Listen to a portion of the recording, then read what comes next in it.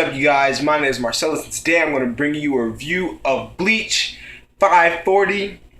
And if you're wondering why, you're probably not, but if you're wondering why, I only do chapter reviews because I stopped them a while back. I only do chapter reviews when I feel like either that chapter has changed the series for better or for worse, or number two, that chapter has changed the way we look at a character, the audience, the way the audience looks at a character.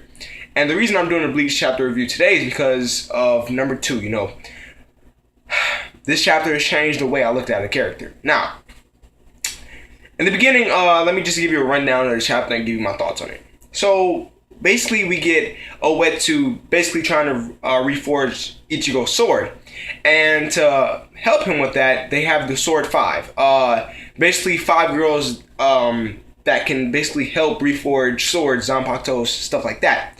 But one thing I do want to note is that only 4 of them do work. So maybe the 5th one will do something after we get out of this Ichigo's inner world. But yeah, so they come along. They all each have a power to help reforge the Zanpakuto, the sword.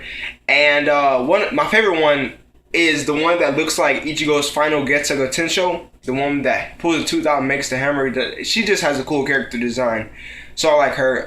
But yeah, so we have that, and the whole chapter is named after them, the Sword 5. I don't know why, because we only see a couple panels of them, but either which ways, they do their thing, and Uetsu starts to have a conversation with Ichigo after he pulls his hair up and takes his shades off, which makes him look like a more serious character. Like, it makes him look serious. So he starts to have a conversation with Ichigo while he's reforging the sword, and Uetsu basically brings it to Ichigo's attention.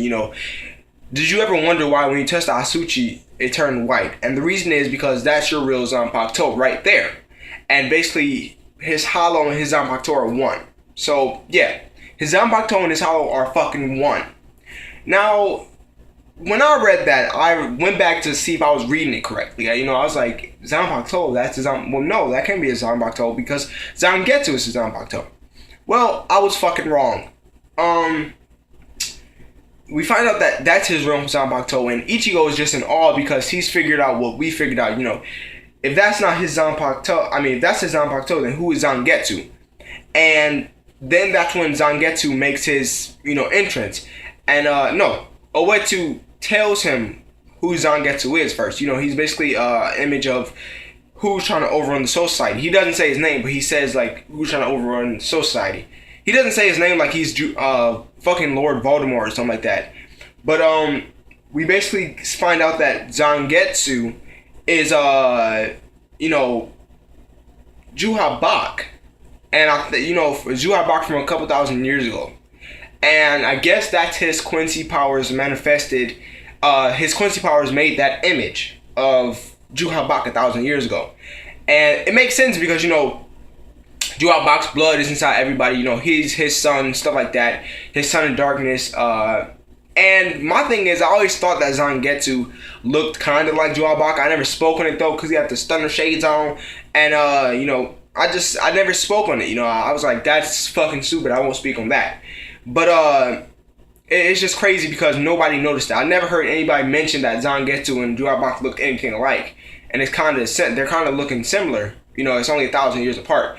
But another thing is that before we find out this, I was really looking forward to the conversation between Zangetsu and Ichigo back when Ichigo was facing the Asuchi when he first met Uetsu, because we hadn't seen Zangetsu in a very long time, and I always wondered, like, what would the conversation between him and him be like after, he told him that,